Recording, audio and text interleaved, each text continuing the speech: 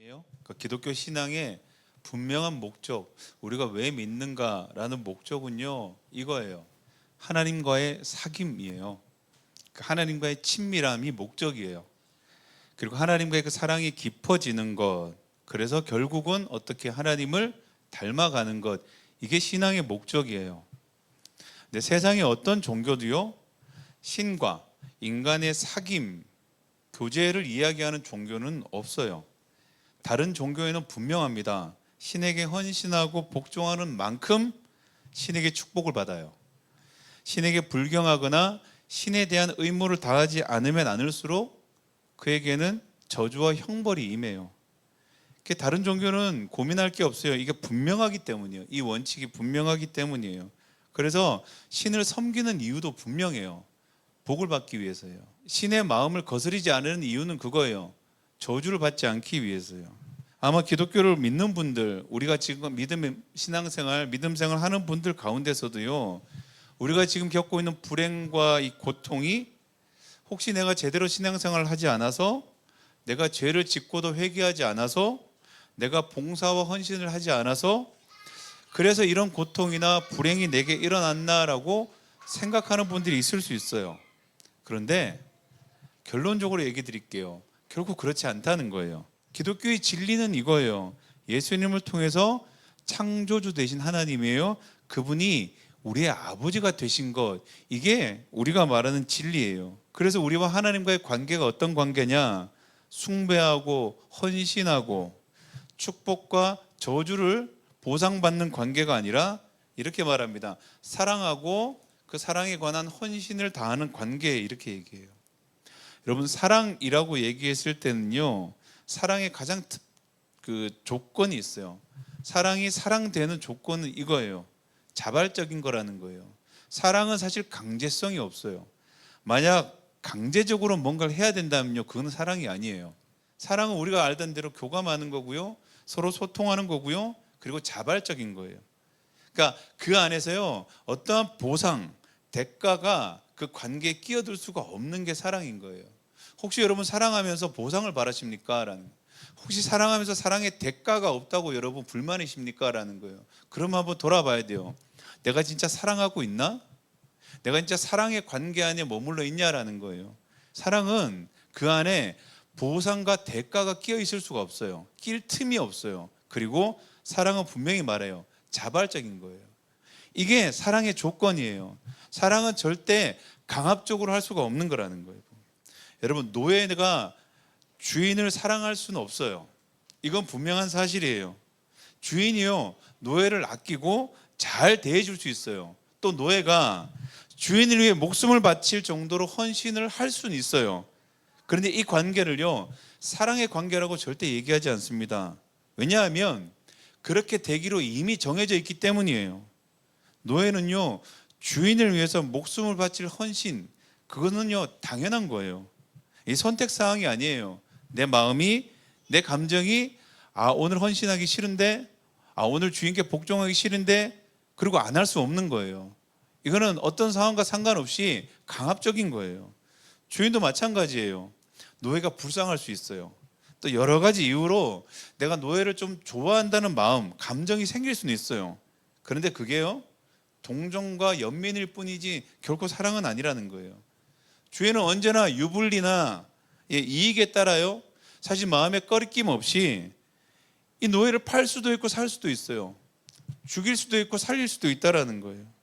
그래서 세상의 어떤 종교도요, 신과 인과는 결코 사랑의 관계가 될 수는 없어요. 왜냐하면 존재 자체가 다르고요, 위치가 달라서 그래요. 그래서 하나님과 인간은요, 지금 이 시대, 이 세상 가운데는 사랑할 수 없는 거예요. 그래서 어떻게 우리가 하나님과 사랑하는 관계인가라는 거예요. 사랑할 수 있는 이유는 단 한 가지예요.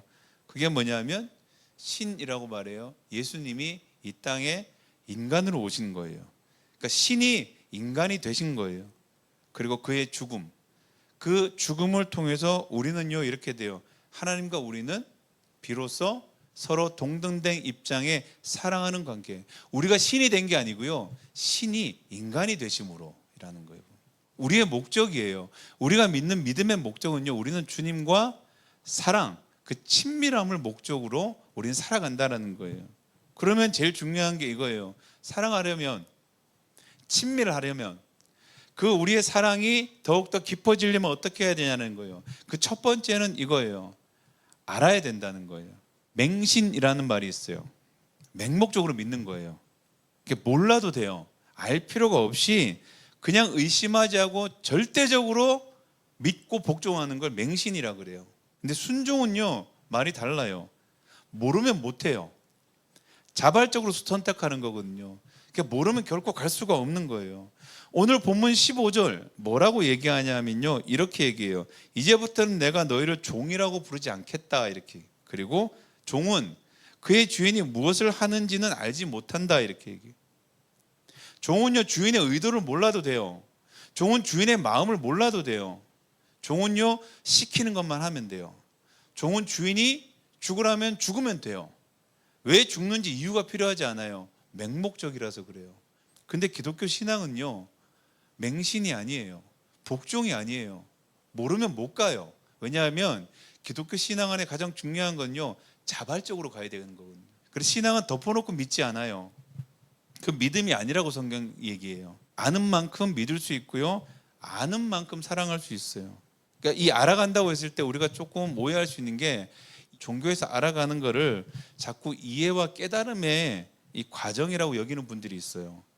그래서 우리가 드리는 이 예배 모임 안에서 말씀을 듣고 이렇게 예배를 드릴 때도 말씀을 깨닫는 것에 이렇게 막 중점을 두는 분들이 있어요. 만약 이 신앙과 믿음이요, 이해와 깨달음, 이게 목적이라 그러면요, 제가 이거 하나는 분명히 말할 수 있어요. 우리가 이해하고 깨닫는 만큼요, 하나님께 가까이 가는 게 아니라요, 하나님과 정반대, 하나님과 더 멀어지는 길을 갈 거예요. 사랑의 본질은 상대에 대한 이해가 아니에요, 여러분. 서로를 많이 안다는 건요, 서로를 이해한다는 뜻이 아니에요. 이해를 넘어서서 이해되지 않는 것들을 내가 받아들일 수 있는 힘이 생기는 게 사랑이에요. 사랑은요, 받아들이는 거예요. 사랑은 이해되지 않아요. 저 사람이 저 얘기를 하는 게 나는 평생 이해할 수가 없어요. 그러니까 우리는 이해하지 못하니까 사랑하지 않는다고 생각해요. 그런데 사랑은 이해를 넘어서는 거예요. 그래서 이해하지 못하는 것도 그 사람을 내가 받아들일 수 있는 힘, 받아들일 수 있는 능력이 바로 사랑의 능력이라는 거예요. 제가 좋아하는 드라마 중에 나의 아저씨라는 드라마가 있어요. 이 여자 주인공이 이렇게 물어보는 거예요. 진짜 내가 안 미운가? 라고 이렇게 반말로 물어봐요. 내가 안 미운가? 그 오늘 주인공이에요. 그 남자가 이렇게 얘기해요. 사람 알아버리면 그 사람을 알아버리면 그 사람이 무슨 짓을 해도 상관없어. 그리고 내가 널 널 알아. 이렇게 얘기해요. 알면요, 그 행동이 이해가 되는 게 아니고요, 이해를 넘어선 그냥 그 사람의 모든 것들을 내가 받아들일 수 있는 힘이 생기는 거예요. 하나님을 안다는 뜻은 그거예요. 내가 하나님을 이해한다는 뜻이 아니에요. 하나님을 알면 알수록 놀라운 능력인데, 그게 뭐냐 하면 이해되지 않는 상황 안에서, 이해되지 않는 현실 안에서 내가 이 모든 것들을 받아들일 수 있다는 거예요. 하나님의 뜻을 받아들일 수 있다는 거예요. 이게 바로 사랑의 힘이라는 거예요. 하나님을 알아야만 가능한 일이에요. 하나님을 알아야만 우리가 그것을 믿음으로 순종하고 나갈 수 있다고 성경이 말하는 거예요. 그럼 어떻게 하나님을 알 수 있는가요? 하나님을 알아야 하는데, 이 성경에서는요, 이 성경의 말씀을 듣고 배우는 것을 이야기하고 있어요. 왜냐하면 성경 말씀을 완성된 정확한 계시라 그러거든요. 그래서 성경 이외에 어떤 것들어도요, 하나님을 정확하게는 알 수가 없어요. 또 두 번째는 어떻게 해요? 사랑하려면요, 두 번째는 이거예요. 믿어야 된다는 거예요. 그렇죠? 우리는 믿음에 대한 오해가 분명히 있어요. 믿음을 뭐라고 생각하느냐? 우리 마음의 상태라고 자꾸 생각해요. 그래서 우리가 어느 쪽으로 마음이 이렇게 쏠리잖아요. 그러면 그걸 믿는다라고 우리는 생각하는 거예요. 성경은요, 믿음을 마음의 어떤 쏠림, 마음의 위치라고 얘기하지 않고요, 행동이라고 정확하게 우리 가운데 가르쳐줘요. 우리가 아는 것을 실제적으로 행동하는 것, 그걸 믿음이라고 성경은 얘기해요. 그런데 이거요, 아는 것을 아는 만큼, 내 능력만큼, 내 실력만큼 적용하는 거예요. 그걸 믿음이라 그래요.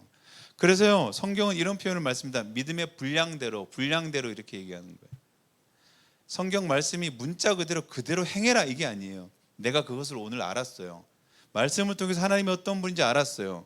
내가 어떻게 살아야 될지가 또 분명히 알았어요. 그대로 살아가는 게 아니에요. 그거를 내가 살 수 있는 만큼 사는 거예요. 내 실력만큼, 내가 할 수 있는 만큼 하는 거예요. 이게 오늘 뭐라 그럽니까? 믿음이라고 얘기하는 거예요. 오늘 말씀 맺겠습니다. 우리는요, 한 주간 살아가며 목적이 있어요. 그게 뭐냐면 하나님과 깊은 사귐의 관계를 이어가는 거예요. 그것이 우리의 신앙의 목적이고 목표예요. 그래서 우리가 서로를 이해돼서 사랑하는 게 아니고요, 사랑해서 그냥 이해되어지는 그 시간들을 우리가 경험하는 거예요. 우리가 이렇게 모이는 거예요.